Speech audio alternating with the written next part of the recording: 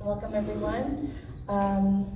This is our final day press conference with First Nations leaders, giving them time and space to respond to the Bill C-5 summit that concluded today. So we have a list of speakers. We are going to begin with AMC Grand Chief Kyra Wilson, and then I will announce each of the other speakers as they come up.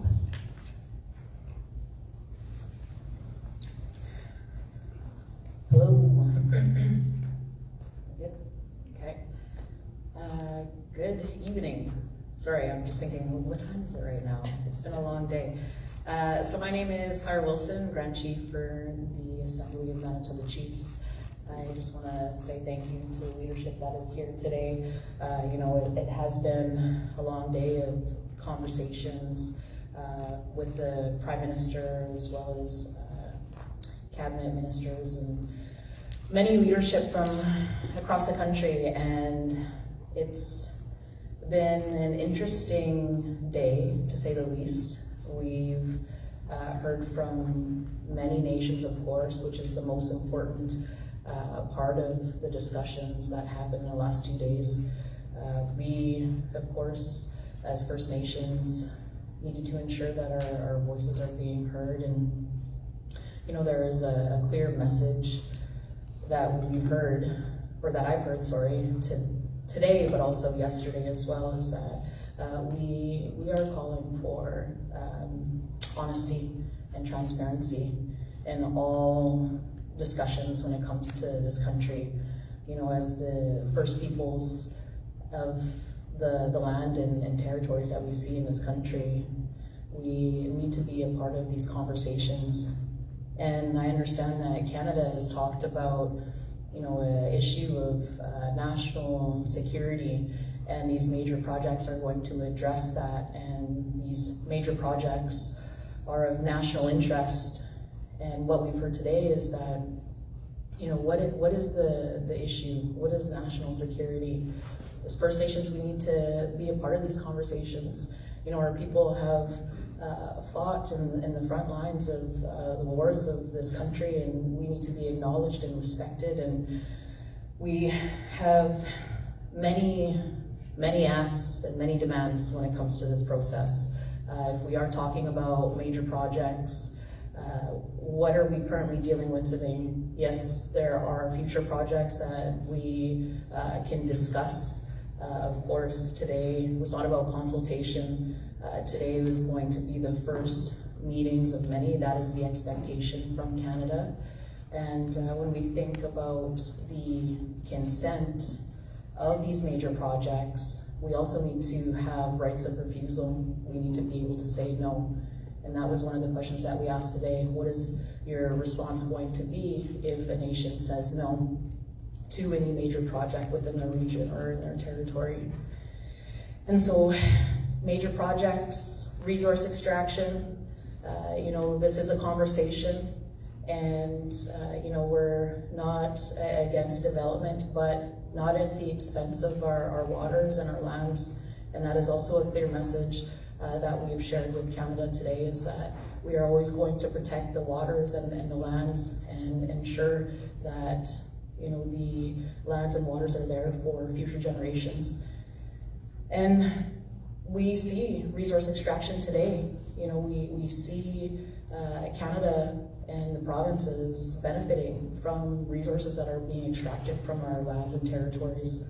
And we need to also see the benefit from, the financial benefits, from what is happening today. And we don't as First Nations. We are stricken with poverty in our nation. So, that is one of the things that that I've heard today. And just thinking about, there's so many thoughts that are going through my mind right now about the message. We've also heard, that Section 35, there needs to be a framework that is defining First Nations rights within that piece of legislation. We need to hear from Canada how they're going to respect and recognize our our laws, the laws that we create, the standards and regulations that we create in this process. What is that going to look like? And there's so many questions, and I'll leave that to leadership to speak about. But what I will say is that this meeting was not a consultation. This meeting was a discussion, and it's going to be a discussion of many. That is the expectation going forward. And so I acknowledge our leadership that we're at the table today. Thank you very much for being there for our nations. Thank you for standing up for our nations and our families. And I just want to say chini wedge to our leadership that are here today. Thank you.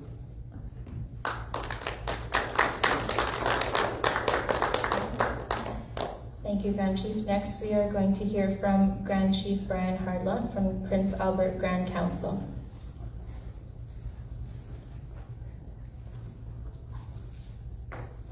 Thank you very much.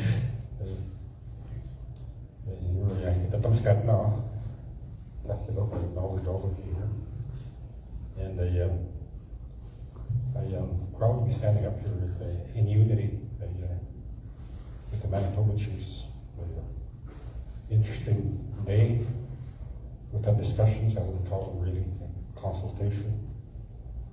I think like a consultation happens before anything, development, or in this case, legislation. I didn't get the opportunity, but I had the opportunity to ask Minister LeBlanc, what's the next step with the provinces? With us in our region, Saskatchewan, there will be another meeting, because we all know the three provinces with the NRTA Act, and it's really the provinces that control, that they say that they control the natural resources. So that was a question that he said that they talked about. So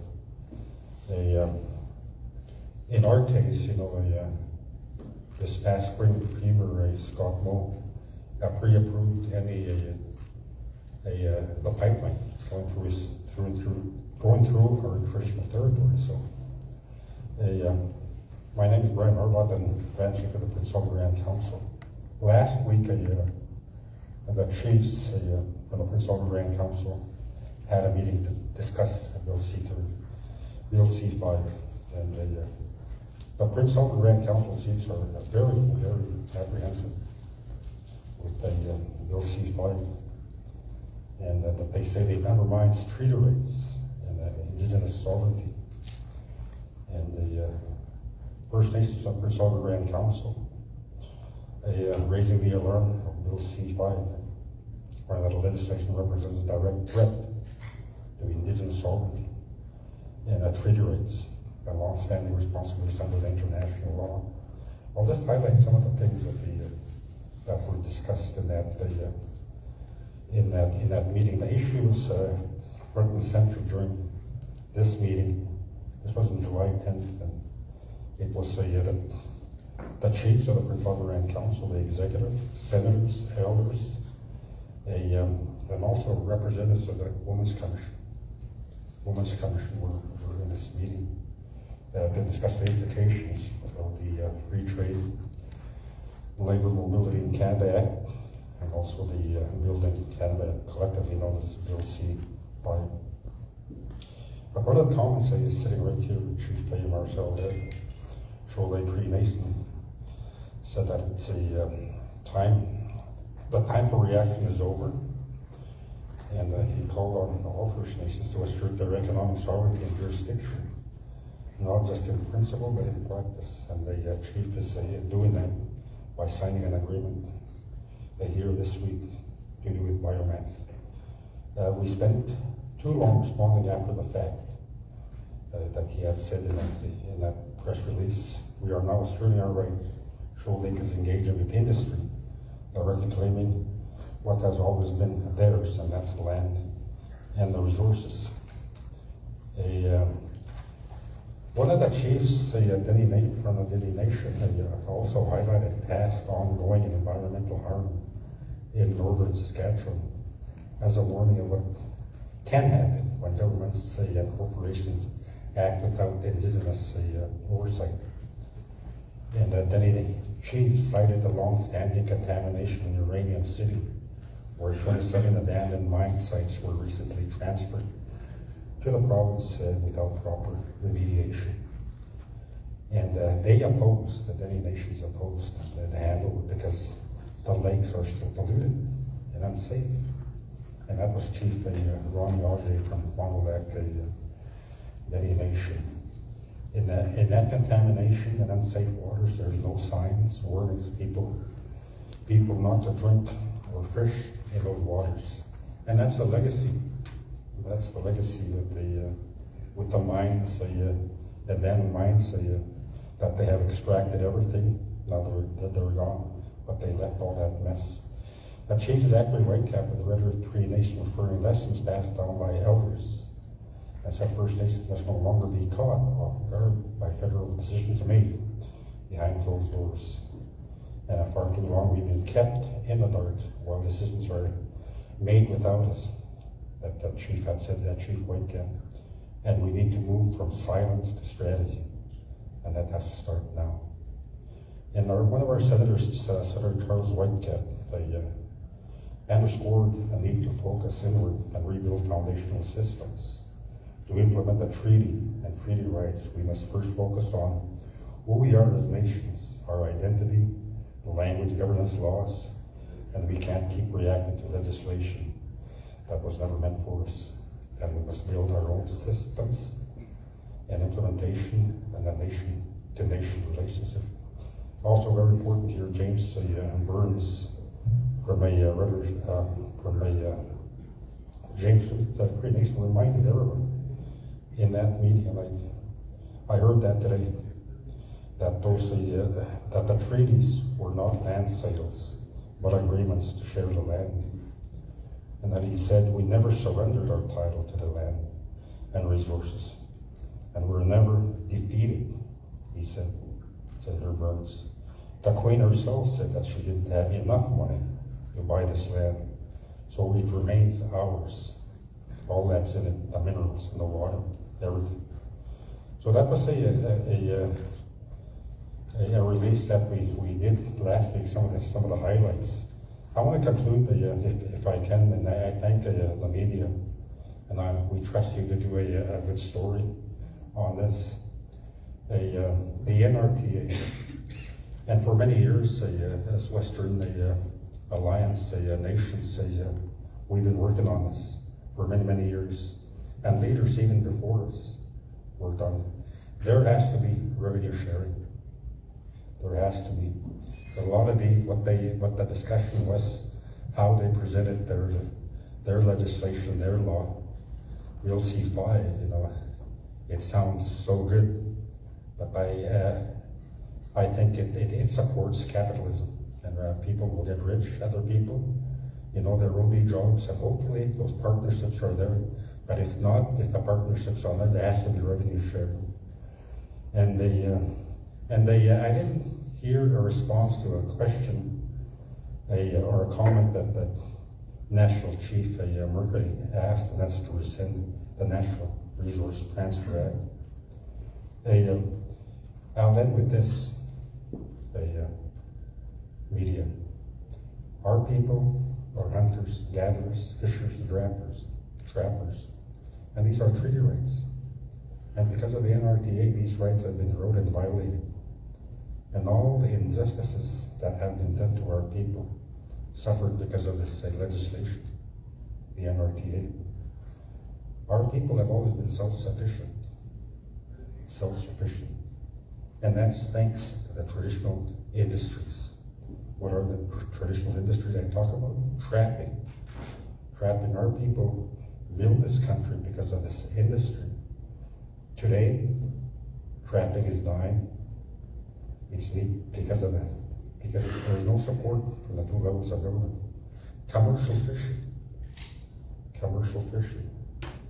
Many of our people are inland commercial fishermen, but today they struggle. They need that freedom in trade to sell their product, to sell their fish. They have that right. The treaty fishers that I represent, I speak for, need a form of FFMC, that's Freshwater Fish Marketing Corporation, to continue with their livelihood. And those were my comments. Today our western provinces, Manitoba and Saskatchewan, are burning. And all that resource, the timber is burning and displacing our people, our communities. We need the resources from both levels of government to give us those resources, to train our people, to be able to train our people, to suppress, to fight those fires, to protect our communities. And we need that. Thank you very much for listening to me here this evening. God bless you. Amen.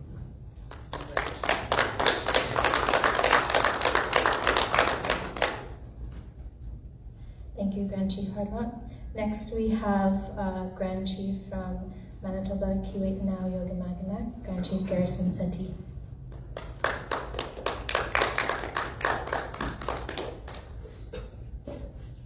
Tansi tutemak iksanak nuwagumaganak naskumit now kagina nuwagumaganak naskumit. Thank you.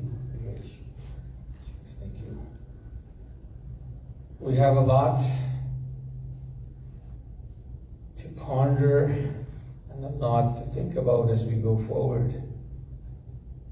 After we've been summoned to the nation's capital and listened to a presentation on a legislation that was fast-tracked and approved, passed through Parliament without our input, without our consultation. So we came here to the nation's capital as representatives of our people we care for, the people that entrusted us to be their voice at the national level. And we came in a position of strength and power because we realize that our treaties are still legally binding and our inherent rights are still in effect. Inherent rights that we had prior to European contact. Those rights are never diminished, have never eroded. They still stand as strong as ever because it is our people that invoke those treaties and those rights. We continue to evoke them because they are powerful. So I'm thankful that we had a chance to work together. It's like my colleagues that are sitting here, we work together to make sure that what was presented was responded to with how we see the future for our people. And the Prime Minister said in one of his comments at the beginning that trust begins with facts and partnership. And that's something that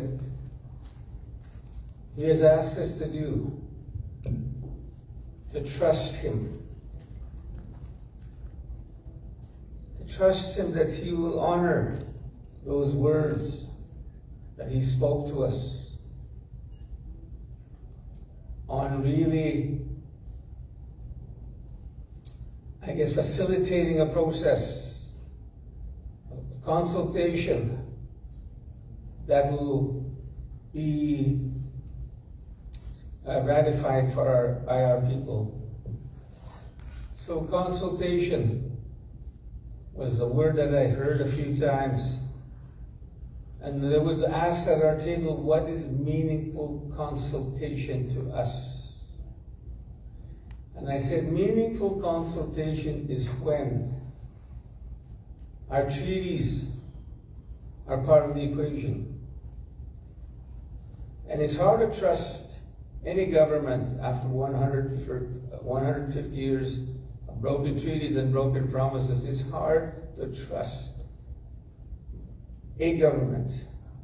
And I'm not talking about just the current government, I'm talking about previous governments, be it any party that is voted in.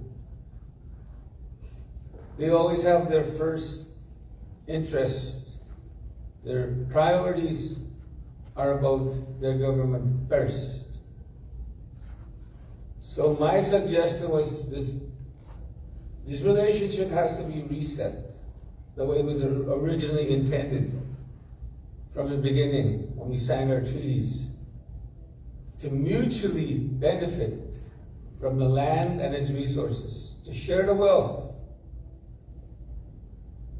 to share the proceeds of any development project in our territories. And when we talk about consultation, the duty to consult, they stop there, but they never talk about accommodation. And that's what I wanted to hear, accommodation. What is the process of accommodation when a project begins in our territory? What kind of percentage of revenue sharing will we acquire, will be given to us? Those questions remain unanswered. So we will continue to sit. We will continue to sit until we hear with clarity what our First Nations will get out of this project.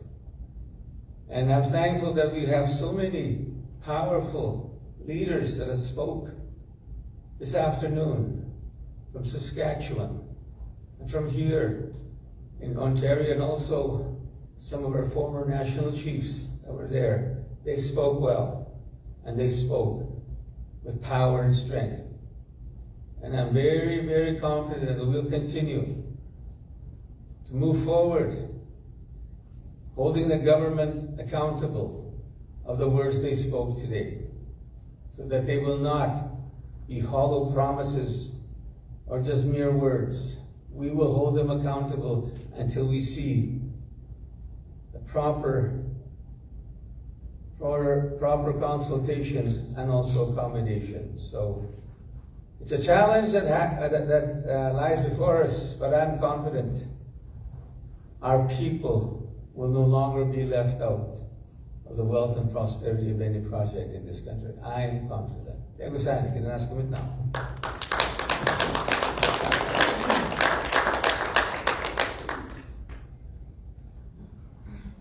Thank you, Grand Chief Settee. Now we have a strong female chief from the north up next, Chief Angela Levasseur from Nisichawayasihk Cree Nation.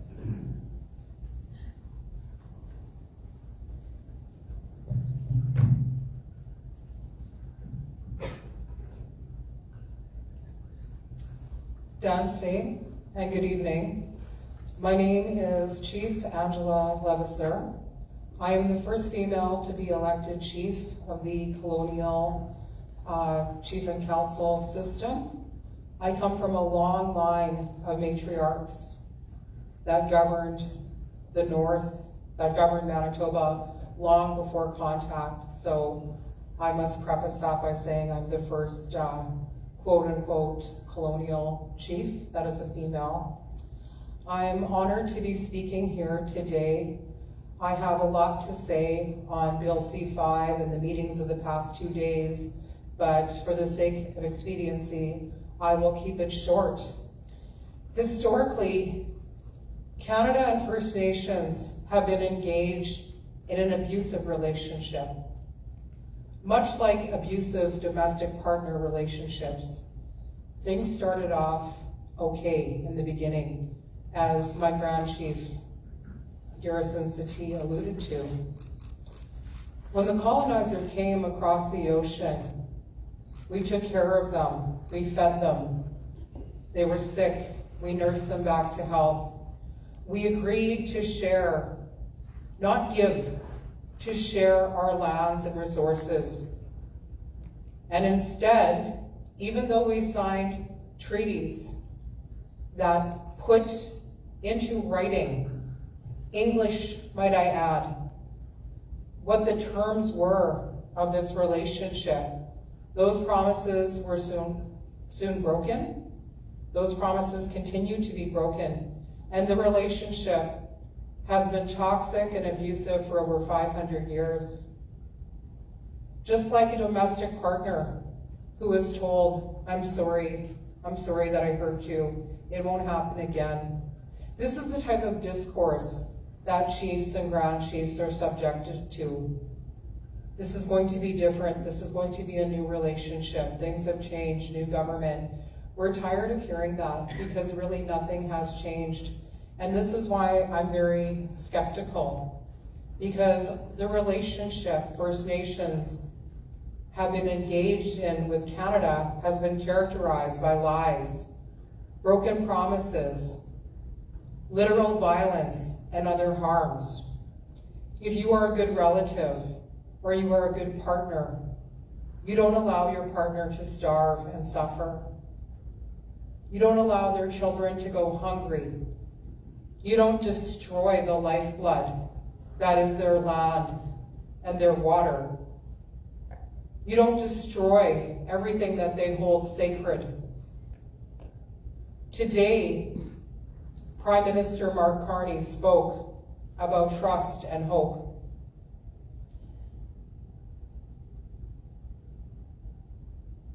I thought a lot about what the Prime Minister had to say.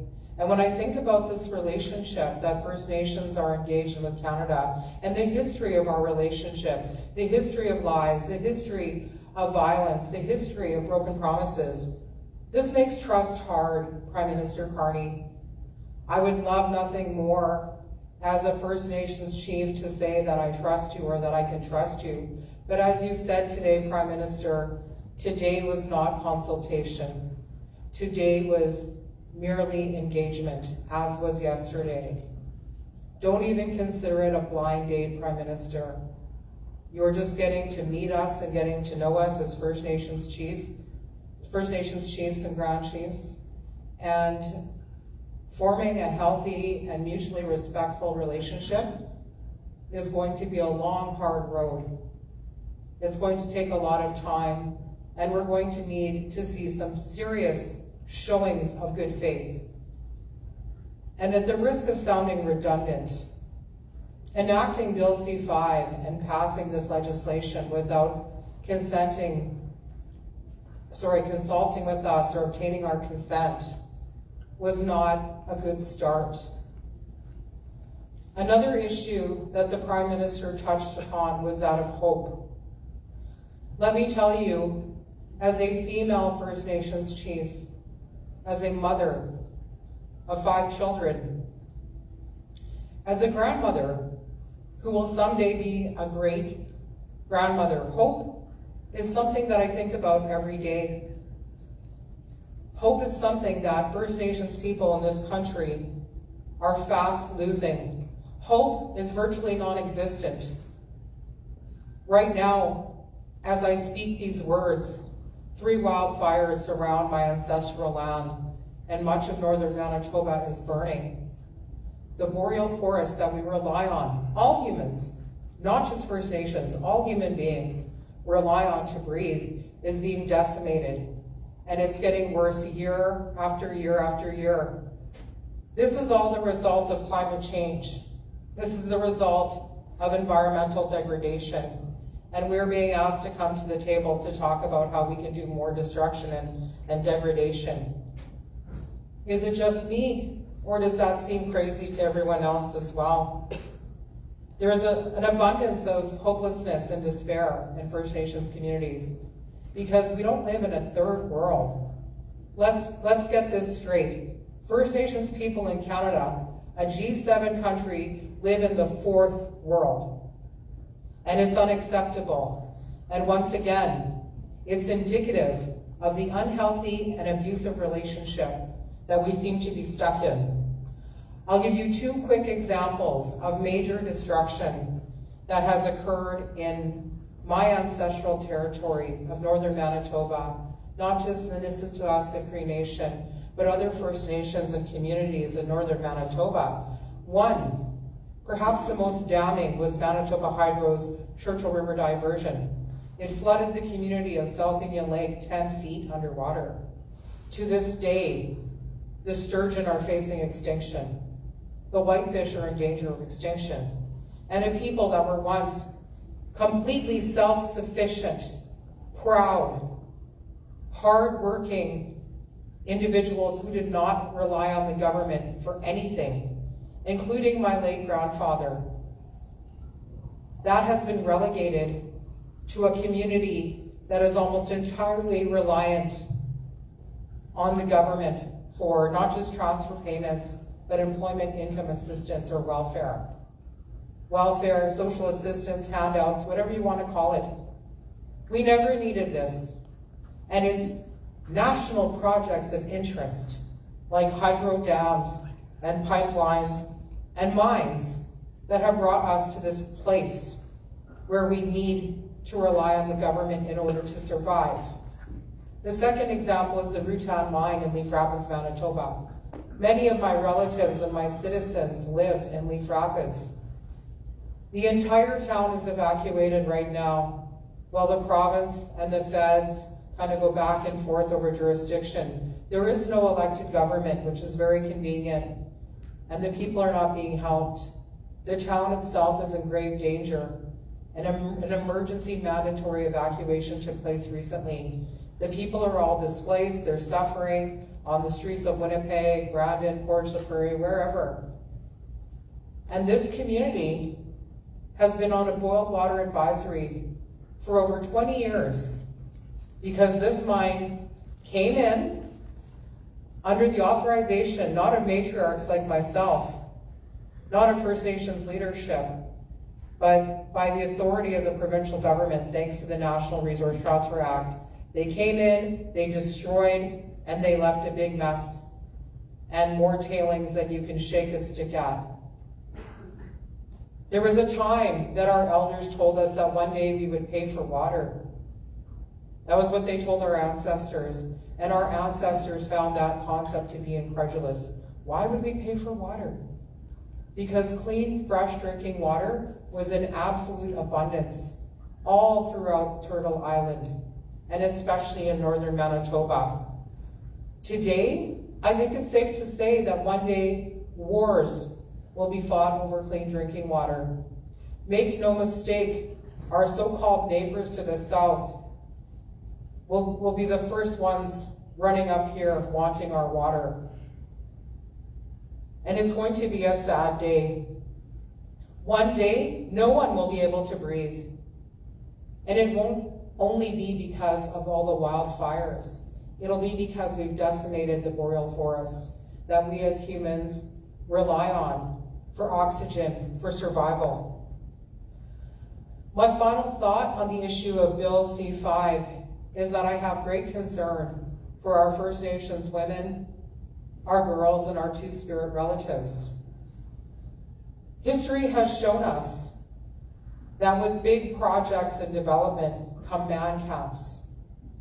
And with these man camps comes copious amounts of sexual violence and gender-based violence being perpetrated against our women, our girls, and our Two-Spirit relatives. This cannot continue. It must be addressed, and it should not be ignored. This is not the first time I have addressed this issue with media, and I'm still waiting to have these words shared with the public, shared with government. As Indigenous women, girls, Two-Spirit, and also Indigenous men and boys, we have the right to live. We have the right to feel safe. No more MMIWG2S+.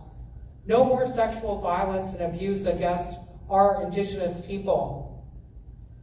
To conclude, I will quote Cree knowledge keeper Robert Spence of Tataskoya Cree Nation. What we do to the land, we do to ourselves. And that goes for all of us. not just First Nations, all human beings. We're all in this together. And you can't eat money, and you can't breathe money, and you can't drink oil. We have to work together, yes, to improve the conditions of First Nations people in this country called Canada, but we also have to protect Mother Earth. Igosani.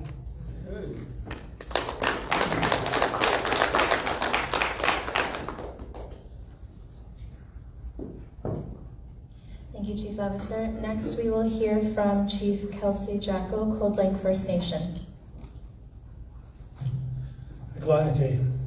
Thank you for the chiefs for having me here today. It's been a long day. Lots of talks today about what is the national interest and what meaningful consultation with our people look like. Got some answers, got some questions. In my territory, the Pathways Carbon Storage Project will probably apply to be a national interest project. I don't think people understand how big this project is. It's almost the size of New Brunswick. For a project this size, the national interest can just be economic, and we got assurances today that it won't be. But just because the carbon is going somewhere doesn't mean it will stay there. The Pathways projects can't be in the national interest unless they can prove the carbon can stay there in the ground for 1,000 years. That's what the scientists are saying. We need to do to help fight for climate change. So that's what I expect. My people will not stand for being a dump yard for industrial waste, especially if it doesn't work. We cannot have poisoned land at the scale and survive as a people. We need the land to practice our culture and our traditions. We need it to sustain our people, and the animals, the bugs, and the medicines. We need to be sure the water is safe. We will insist on conditions of water, mapping, underground, and monitoring of the cumulative impacts. So it's kind of hard, you know, if stuff is deemed a national interest, certain acts is going to be ignored. You know, species at risk. I'm Dene. You know, I'm a caribou people. You know, can you put a cost to that if the caribou was to be gone? Like I said before, like we should be the Saudis of Canada. Our people shouldn't be struggling out there. We should have all the needs, housing. We should have places where people are addicted. It's hard, you know, when you talk and your words are unheard. But the Prime Minister said he's going to come to my territory to talk about this. I'm going to hold him up to it. And I heard that today. So Nisichawayasihk for having me. I'll just keep it short for now. It's been a long day. Awesome.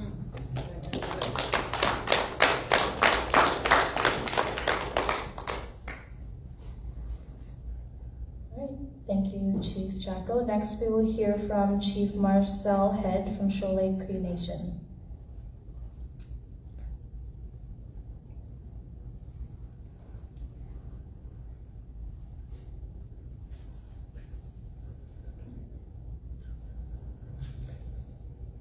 I'd like to say good evening to everyone that's present here this evening.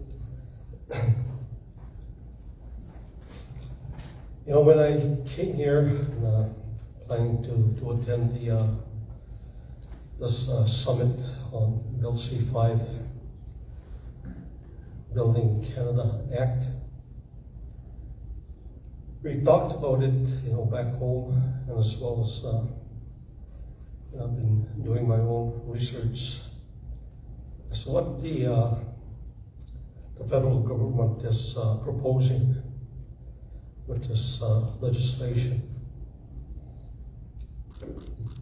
Shoal Cree Nation has been very proactive in terms of getting involved in the economy within our own province, which is Saskatchewan. I have a good team of experts. I have a team of technical advisors, consultants, legal counsel, And now we're going to be hiring another consulting firm that will highlight what the plans are for our traditional territory. We share a traditional territory that is approximately 1,300 square miles of territory. And we share that with the Red Earth Cree Nation. And, you know, I'm very optimistic about the future in terms of what we have within our traditional territory. In the past 3 or 4 years, we've been voicing out the vision that we have for our community. And this afternoon, and this morning, I told government officials, especially the Prime Minister, I'm not so worried about the legislation. I have no concern over it. And the reason is this, that Shoal Cree Nation wants to demonstrate and also send a strong message to both levels of government, federal and provincial, that we never gave up our land, we never gave up our resources when we signed treaty. That's always been a message when I meet up with prime ministers or any cabinet ministers from the federal government and now the provincial government. Our vision is basically taking back what is rightfully ours, and that's the land and the resources. It is time that Shoal Lake stand up along with Red Earth Cree Nation to take back what is rightfully ours and start benefiting from the resources that have been historically extracted out of our traditional territory. I don't mean to boast, but we do have a very significant amount of resources within our traditional territory, both renewable and as well as natural resources. We also have minerals within that traditional territory. We also have critical minerals within our territory.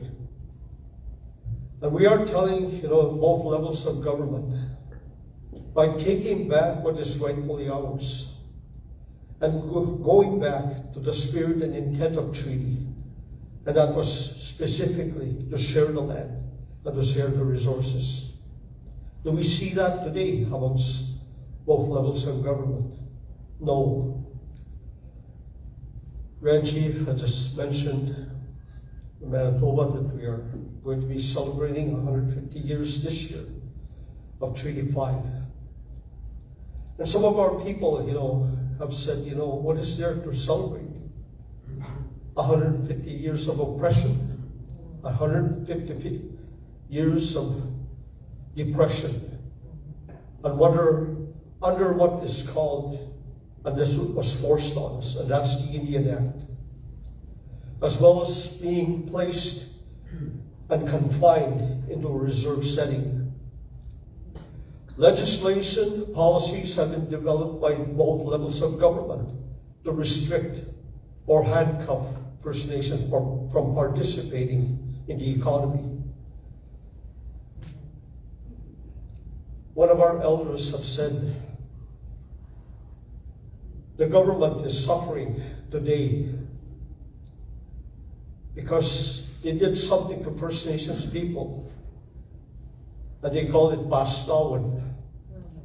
It says, to interpret it, a curse is upon the land. Now we can help, he said, change that curse into a blessing by meaningful dialogue in whatever Canada proposes, whatever the Saskatchewan government proposes. We are in dialogue right now. As a matter of fact, we just finished what we call the Forestry Summit, 2 days First day was this planning session. But the second day is we invited government officials from the province, as well as industry, and even consultants. And we were embarking on what we call the biomass project. And we seriously believe, that this is just one step of moving forward in what we can do and demonstrate to Canada and our provinces. By allowing First Nations across the country to participate in an economy, and I talked about the spirit and intent of treaty, this time we're going to do it right, and that has been my message to all the Prime Ministers that I've sat with. Today marks the day of talking to the 4th Prime Minister, and it was the same, taking back what is rightfully ours, taking back the resources and the land. By doing it right, our message is clear.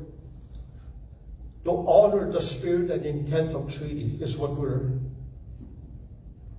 taking on as a nation. And this time, it's not going to be one entity that's going to benefit from the resources that are going to be extracted out of our traditional territory, but everyone is going to win. I've been talking to both the provincial government, namely our Premier, as well as some of the ministers in Saskatchewan.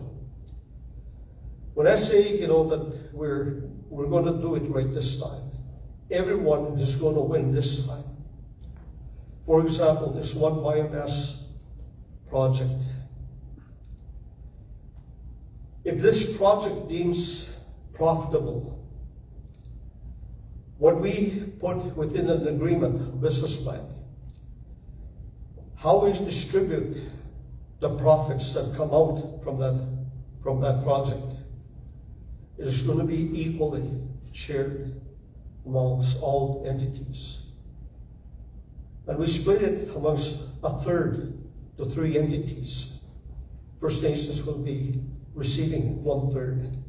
Industry will receive 1/3. And I told this, to one of the parties at a national level. And I said, that other third would go back to either the federal or the provincial government. But I've been told by my nation, it's up to the Cree Nation to decide how to distribute. But that's just my concept, my idea of how those resources or those benefits or those prosperity can be split. And it's a win-win situation, like I said. This way, we're taking on the role of going back way before the newcomer came, way before the newcomer set foot into our land. They found us being a sovereign nation, having jurisdiction over the lands and the resources. And we exercise that sovereignty, and we exercise that jurisdiction by sharing everything amongst our fellow Indigenous people. That's the way we lived.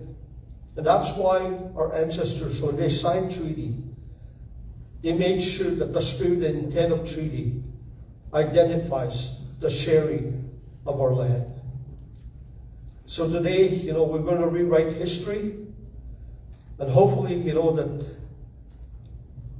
we're very optimistic, that this plan is going to work. And everybody should benefit from it. Shoal Cree Nation is going to lead by example of what we can do in terms of the natural resources, in terms of the resources that we do have. I mentioned at the assembly, the summit today, there is 24 identified critical minerals within our province. 7 of them were found within our traditional territory. And this is what we're encouraging all nations across the country, to look back into your backyards of what exists today. And make sure that you tell the provincial government and the federal government that that resource still belongs to you, because you never gave them up when we signed treaty. That's our message. And one thing that we tell our people, we're tired of suffering, we're tired of being submissive to a policy called the Indian Act. Once we start seeing the prosperity coming into our nation, we'll eventually move away from the Indian Act and be independent, and be an independent nation, without having to depend on government handouts like we do today. Yes, the profits that are going to be extracted, benefits that are going to be extracted out of our traditional territory, that's what we call, serving our people with programs and services. It doesn't have to come out from the taxpayers. That's the other thing too. We've been accused of being a tax burden in Canada. Well, we take back our land, we take back our resources. Everyone is going to benefit from this. And I hope, Prime Minister, you're listening. Your cabinet ministers, you're listening. Premier Scott Moe, if you're listening. This is our message. We are going to win. Everybody is going to win. Today, I'd like to thank the organizers for this session, bringing our issues forward. And I thank the National Chief and the Prime Minister for making this Bill C-5 a good success. I call it a good success, but I think there's a lot that we have to take back home and discuss it amongst our nations. Thank you.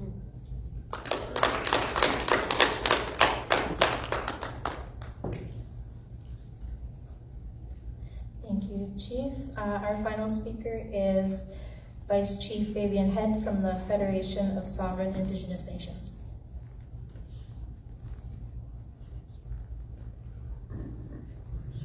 Good evening. First and foremost, as taught by my elders back home in Red Earth, to give thanks to our Creator for this beautiful day that we've been blessed with. I'd like to acknowledge the chiefs here, our Treaty 5 brothers and sisters that are here at this table. Bring greetings on behalf of the Federation of Sovereign Indigenous Nations. To the Prime Minister and the Cabinet Ministers, today we sat at the museum listening to the presentations, the promises that were made by the Liberal government. But we want to clarify something that is a misconception. First Nations did not cede, surrender, or release our right to the land and the resources. We agreed to share the land, and we didn't give anything away to the rights of the resources we relied upon. The treaties were meant to ensure that our continued survival, not to strip away our rights. Yet today, provincial and federal policies and legislation continue to erode those rights. This was never the intent and the spirit of treaty. The national interest legislation was introduced. It was debated and amended in a matter of weeks, without First Nations at the table, without the proper consultation taking place. We were not given a chance to share our thoughts or recommendations on legislation that fundamentally affects our lands, our rights, our future. The decision made by Canada goes to the very heart of the treaties, our lands and resources and waters. In the throne speech, Canada committed to being a reliable partner to the Indigenous people and committed to reconciliation. We call on Canada today to make good on that promise, to uphold the honor of the Crown when it comes to the implementation of this far-reaching act. First Nations want to help build build the Canadian and global economy, but what we will not do so at the expense of our rights or the lands and waters that we entrusted to protect. The land is just not the economy. It's the source of our language, our culture, our identity, our responsibility to future generations. While the provinces seek to remove barriers between themselves, we've been talking about the inter-nation trade for decades and practicing it for centuries. The Act prioritizing investors' confidence, regulatory streamlining and speed, but at what cost? Fast-tracking projects and bypassing standard assessments threatens environmental impact protections. Centralizing decision-making in one minister's hand raises deep concerns. Though the Act mentions that First Nation priorities, there's no guarantee that our perspectives will shape or determine those priorities. Nothing in the Act makes our input binding. This framework risks overriding our jurisdictional lands, waters, and resources. It cannot be simply accepted that we merely consulted with, but we must be full partners in the implementation process. I want to stress that the critical minerals and other resources driving the Canadian economy are being extracted from our treaty and traditional territories. In Saskatchewan, First Nations see little to no benefit from the resource development. In 1930, Canada transferred control over natural resources to the Prairie provinces without our consent, despite our treaty agreement with the Crown. And since then, the province of Saskatchewan has built much of its economy on the resources taken from our territories. Projects pass through our lands, impact our waters, and disrupt our cultural sites. Yet we are left out, and First Nations do not benefit.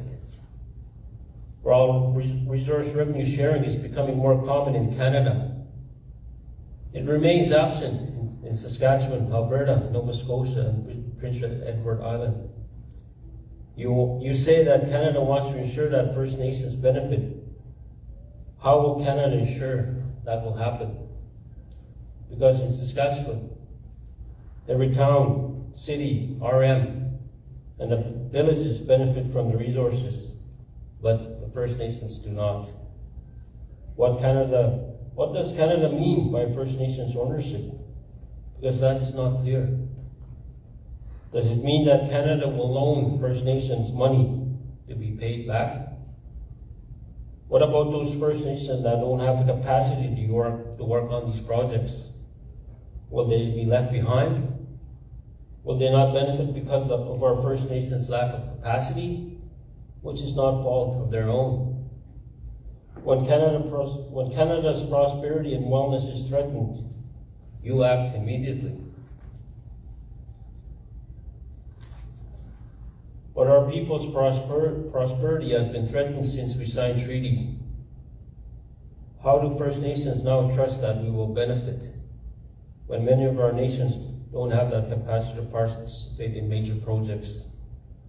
Given the foregoing, we put forward the following: that a letter of agreement be entered in today which provides, number one, that the inherent and treaty rights of the First Nation will be promoted and protected, and that the protection of the preservation of lands and waters within the First Nation treaty and traditional territories is paramount, so that our citizens can exercise our inherent and treaty right to hunt, fish, trap, and gather, and that the Government of Canada share the wealth that is generated from our treaty and traditional territories through a revenue sharing agreement, with negotiations for such agreement to commence immediately with First Nations.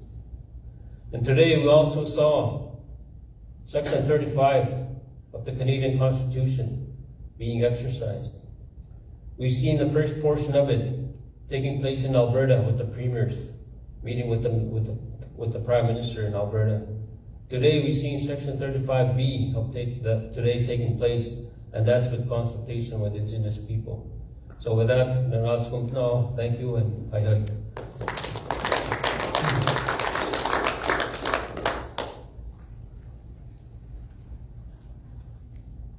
Thank you, Vice Chief, and that concludes our press conference for today. Thank you to our leadership. We wish you safe travels to your home fires, and for everyone else in the room, safe travels.